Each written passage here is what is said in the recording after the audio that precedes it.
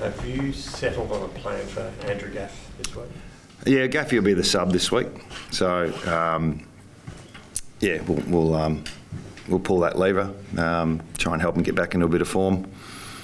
So that's what we'll do. Is that a tough decision to reach for guys? Oh, yes and no. I think when you get guys who are a bit out of form, you got to look at everything around it. So there's the way we're playing. If you're an outside player in our side at the moment, it's going to be pretty difficult to contribute. So I think there's a little bit of reason behind it, but trying to get some confidence back in his game. You can change positions, which we've done a little bit. You can play in the waffle. You can give guys a break. And across the AFL, I think we've seen it at every club almost at stages this year. So we're no different to most clubs in that sense, and we'll give Gaffy a different opportunity to come on as a sub throughout the game and see what we can do there. This is probably the first week in a long, long time where you could have pulled that lever in terms of the waffle. What made you decide that the sub's the better option? Just through circumstance, I suppose. I mean, without going into too much detail, just, how, Andrew's performed the last few weeks. And then, obviously, there's some selection pressure as well. So that, you guys are going to treat this like the biggest thing in the world. It's just part of what players go through in their careers. And it happens across the competitions. But I know you're going to overplay this, which is fine. That's your job. But it happens, is what I can say. It's not the first time, won't be the last. And how's he been holding up with so much, I guess, focus on his form and things like that? Well, he's done everything he can to get the best out of himself throughout his whole career. Even in the off-season, he came back super fit, fully committed, and he's desperate to play well. So he's doing everything he can. It's just not coming together on game day. And I suspect part of it's the way we're playing. But there's also some confidence there we're trying to rebuild. Do you have faith that he can bounce back to the player he once was? Absolutely, yeah. He's working so hard on all that. So, we've still got a lot of faith. Luke Shuey, Shannon Hearn back? They're in the mix. They're in the squad. So I think we could have up to 10 Waffle Eagles this week, maybe 11. So we've been, having two. 26, 27 to choose from for a long time. I think the last time we had matched him at training was against Essendon, which was, around 10 or 11. So we had matched him yesterday. So it was great to see everyone out there.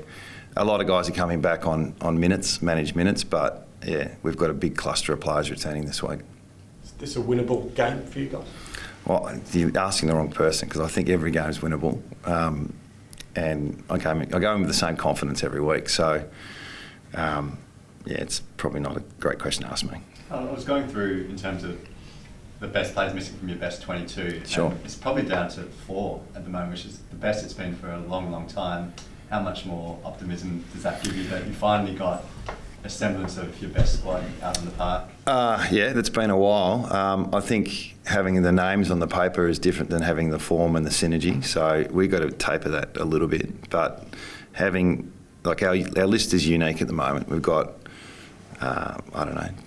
between 5 and 10 first and second year players playing the seniors, and then you've got veterans. So when you've got that profile, the synergy is important, and we're not going to get that this week, but we might get some names back. So, the list will change pretty quickly in the next, 1 to 2 years with, some ageing players winding up, and then, we go to the draft again. So, getting the synergy of our best players playing with our kids, we haven't had that yet. So, this week might be the first step. And we saw 2 weeks ago just that the home crowd lifted the side and there was real momentum there. Do you feel like... That was awesome, wasn't it? Yeah, and I think it was a good response from our players, but from our supporters as well. The blow-up that was projected after that game was pretty real, but the turnout for training and for that game and the support, it really helped our players, especially our young players who were trying to deal with this pressure, which, a bit of it's hard to do when you're 18, but they're loving it, the kids in particular, playing in front of our home crowd. How you spoke after the Brisbane game about mitigating sometimes on the scoreboard and the way you play. How do you balance that this week with those names returning and possibly a winnable game against Richmond? I don't see the connection in that question. We'll come out and play our best this week, and we'll see how we go. How valuable would a win be to the younger players, especially? Sorry? How valuable would a win be to them? Oh, well, a win would be valuable for everyone. We almost got there against the Saints. We played a pretty good brand, albeit the second half, there was some warning signs there as well. So, yeah, of course, you want to have a winning culture, and at the moment we don't, on field in particular. So we're working on that as hard as we can, and hopefully a win's not too far away. What's the plan for Tom Cole this weekend? You still looking to manage his minutes, or is he right to go for a full game? He's right to go, but we need to. He missed 14 weeks, played 20 minutes, half an hour on the weekend. So we will look after him as best we can. But he's available. He'll play in the starting 22. So at a pinch, we've got to play him a full game. But if we can manage him a little bit, I think last week might have been the first time we used the sub as a tactical sub. So if that's an option, we might look at it. But if he needs to play a full game, he plays a full game. And Shuey and Hearn, is the plan to, hopefully get them playing every game the rest of the year? Is that something you still need to keep an eye on? I hope so. Yeah, the way our fixture looks in the next month or last couple of weeks too is 8 day into a home game, 6 day into travel. So those 6 days into travel take their toll on the old dogs. So we'll see. It's week to week, but both of them intend on having a stretch of games consecutive now. It wasn't long ago that you played Richmond last. What sort of learnings can you take from that game into this one? Richmond haven't really changed their style, but they've changed their coach, so we're aware of that. What have you made of them in terms of just confidence-wise and how they've been playing over the past 5 weeks or so? Well, they won the last 4 out of 5. The brand still sort of stacks up as the same as what we're seeing earlier in the year, but their personnel, in particular, their quick players are back and they're playing good footy. So, yeah, it's the same old Richmond, but when they're at their best, they're really hard to beat, and their confidence is high. So we understand what's coming. I'm pretty sure we're still pretty big underdogs this week. And it seems like Dusty's still got plenty of tricks up his sleeve. Still got it. How do you go about tackling him? Well, he's got a few partners in crime too. So it's not just about Dusty, but he's important to them. But even Prestia last time we played kicked 3.